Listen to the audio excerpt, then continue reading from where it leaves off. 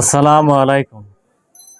কুত্তার লেঞ্জা যেমন সোজা হয় না, ৫ আগস্টের গণঅভ্যুত্থানে ক্ষমতা হারানোর পর বাংলাদেশের সাবেক প্রধানমন্ত্রী শেখ হাসিনা ও তার পুত্র শয়ের অবস্থান ও রাজনৈতিক ভবিষ্যৎ নিয়ে চলছে নানান জল্পনা কল্পনা।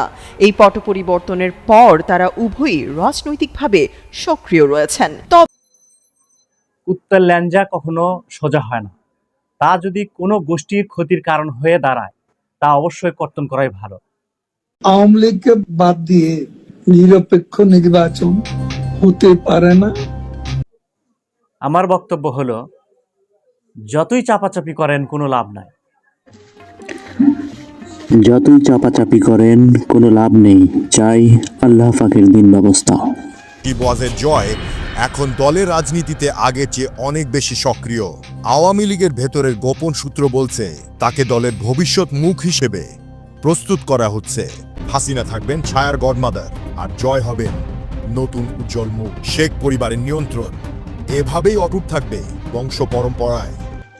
লীগের যত জল্পনা কল্পনা আর সক্রিয়তা, তা আয়োডিনযুক্ত লবণ দিয়ে পিষে খাবে বাংলার জনগণ। তোক তো কাঁচায় একেবারে চিপি চিপি খায়। তোর কি কষ্ট, বুড়ে নগুল দিয়ে একেবারে কষা আছে। আওয়ামী লীগকে বাদ দিয়ে নিরপেক্ষ নির্বাচন হতে পারে না। কাউয়ার বক্তব্য শুনে আমার একটা কৌতুক মনে পড়ে গেল। কৌতুকটা হচ্ছে এরকম: এক ব্যক্তি লম্বা একটা গাছে চড়ার পরে প্রচণ্ড ঝড় আসলো। তখন লোকটার প্রাণ আশঙ্কা দেখা দিল। তখন লোকটা আল্লাহর কাছে ফরিয়াদ করলো, হে আল্লাহ, আপনি আমাকে এবারের মতো বেছে নিন, আমি আপনার রাস্তায় একটি গরু কুরবানি দেব।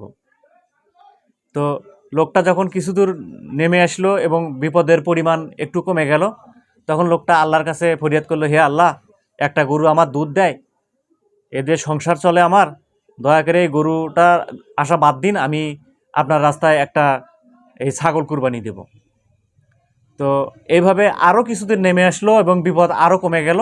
তারপরে সে বলল, হে আল্লাহ, আমি যদি একটা ছাগল আছে এইটা যদি কুরবানি দেই, তাহলে তো আমার, বা আপনার রাস্তায় দান করি, তাহলে তো আমার সংসার চলে না, ছাগল বাচ্চা দেবে, মাফ করে দিন, আমি আপনার রাস্তায় মুরগি কুরবানি দেব। এভাবে সম্পূর্ণ গাছ থেকে নামার পরে, বিপদ মুক্ত হবার পরে, তখন বলতেছে, হে আল্লাহ, আমি মুরগি কুরবানি দেব কেন? মুরগি তো আমার ডিম দিচ্ছে প্রতিদিন, তো দয়া করে আপনি একটা ডিম নিয়ে সন্তুষ্ট হন। তো এই হচ্ছে নিষিদ্ধ আওয়ামী লীগের অবস্থা।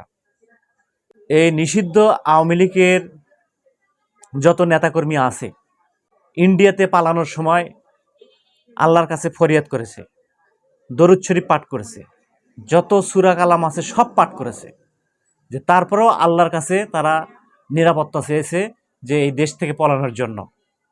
আল্লাহর কাছে অনেকে ওয়াদাও করছে যে এই ধরনের কিছু করবে না, বা এই ধরনের দল আর কোনোদিনও করবে না। এমনও ওয়াদা করেছে যে আল্লাহর রাস্তায় সবসময় তার সারা জীবন কাটিয়ে দেবে।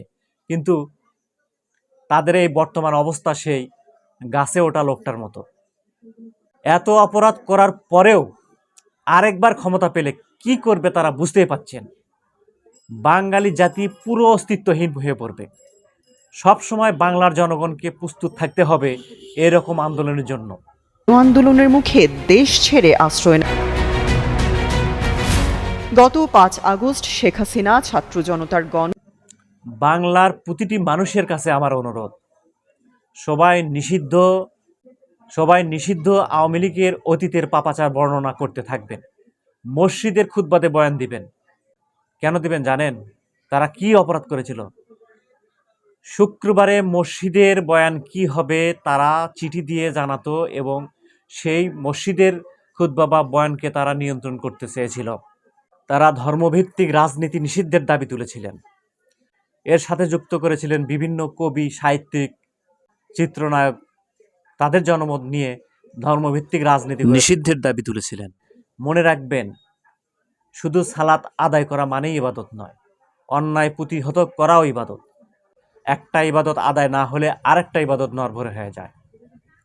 আপনি একজন মুসলমান থাকতে কিভাবে আওয়ামী লীগের জনমত গঠন করতে পারে? আবার কিভাবে জনমত গঠনের সাহস করতে পারে? নিষিদ্ধ লীগের যত সংগঠন আছে, নিষিদ্ধ লীগের মত গঠন মানে ভুদির সাথে ঐক্যমত, ভুদির সাথে জোট করা। তার মানে ভুদি তাদের দেশে আজান নিষিদ্ধ করতে চায়।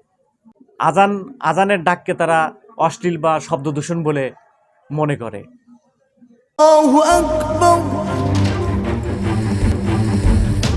ভারতের ধর্ম মুম্বাই শহরে প্রায় 1500 মসজিদ সহ নানা ধর্মীয় উপাসনালয় থেকে লাউড স্পিকার সরিয়ে নিয়েছে পুলিশ প্রশাসন। শব্দ দূষণ রোধে এমন পদক্ষেপ নেওয়ার কথা বলছে। মুম্বাই শহরে আকাশ থেকে আজানের সুর সরিয়ে দিতে প্রায় 1500 মসজিদের লাউড স্পিকার খুলে নিয়েছে পুলিশ। প্রশাসন দল সাক্ষাৎ করেছে মহারাষ্ট্রের উপমুখ্যমন্ত্রী অজিত পাওয়ারের সঙ্গে। मान लो कि 780 मस्जिदों ने लाउड स्पीकर निकाल दिए हैं, पुलिस सभी को परमिशन दे दी है। তারা দাবি করেন বাংলাদেশের সমাজেও আজান নিষিদ্ধ করবে এরকম তাদের ধারণা। এটা সত্য, বাংলাদেশের বিভিন্ন শিক্ষা প্রতিষ্ঠানে পর্দাকে নিষিদ্ধ করেছিল শুধুমাত্র এই ভুদির চক্রান্তে। তিনি পান, সে আসে একটা প্যান্টি নিয়ে আসে, আমাদের তখন বললো তোমরা হেজাব পরে আসছো কেন, তোমরা স্কুল ড্রেস পরে আসবে। তখন আমার ম্যাম আমাদের হেজাব পরে আসতে ঠিকই, আমাদের স্কুল ড্রেস পরে আসছি, আমি হেজাব পরে স্কুলে কিভাবে আসবো, মা বাবা তো আসতে দেবে না, আমরা বড় হয়নি। তখন বললো প্যান্টি নিয়ে আসে, আমাদের মারলো। তখন ওখানে পর্দা করে আসছো, এখানে কোনো স্কুলে কোনো পর্দা চলবে না, তোমরা বাসায় যায় বোরখা পরে বসে থাকো। তখন আমরা শুধু শুনেই যাচ্ছিলাম, আমরা কিছুই তখন বললাম না। স্কুলে কোনো পর্দা চলবে না, তোমরা মাথার কাপড় ফেলে দিয়ে আসবে। তোমরা এই হেজাব ধরে তখন আমাদের টানাটানি করছিল, আমরা মাস্ক পরেছিলাম, তখন তোমাদের পিঠে আমরা তুলে না পিঠাই। তোমাকে কি দিয়ে মারলো? আমাকে পান্টিতে মারছিল। কিসের বান্টি? তাই আপনার নাতিপুতির ভবিষ্যৎ চিন্তা করে দয়া করে নিষিদ্ধ লীগের পর্যালোচনা করতে থাকুন। তার কোনো সুনাম যেন মাথাচাড়া দিতে না পারে মনে রাখবেন। নিষিদ্ধ লীগের বিরুদ্ধে সহমত বাড়তে থাকবে, মনে রাখবেন নিষিদ্ধ লীগের বিরুদ্ধে যত সহমত বাড়তে থাকবে তাদের পক্ষের সহমত তত কমতে থাকবে। আপনার আমার ইসলামের বিরুদ্ধে যারা মত গঠন করবে তাদের জিহাদিভাবে প্রতিহত করাই সওয়াবের কাজ। আল্লাহ হাফেজ, আসসালামু আলাইকুম। রিপুয়াজের জয় তার মা শেখ হাসিনার সঙ্গে দেখা করতে ভারতে এসেছেন। ভারতীয় নিরাপত্তা সংস্থা ও আওয়ামী লীগ 6 জুন ভারতে পৌঁছান এবং পরদিনই মায়ের সঙ্গে কোরবানির ঈদ উদযাপন করেন। রাজনৈতিক বিষয়েও আলোচনা করেছেন। তবে জয় কলকাতায় যেতে পারেন, যেখানে আওয়ামী লীগের অনেক নেতা, সাবেক মন্ত্রী, এমপি ও ঘনিষ্ঠ ব্যবসায়ীরা আশ্রয় নিয়েছেন। একটা আন্দোলন যে শেষ পর্যন্ত সরকার উৎখাতের দিকে গড়াবে তা তারা কেউ ধারণা করতে পারেননি।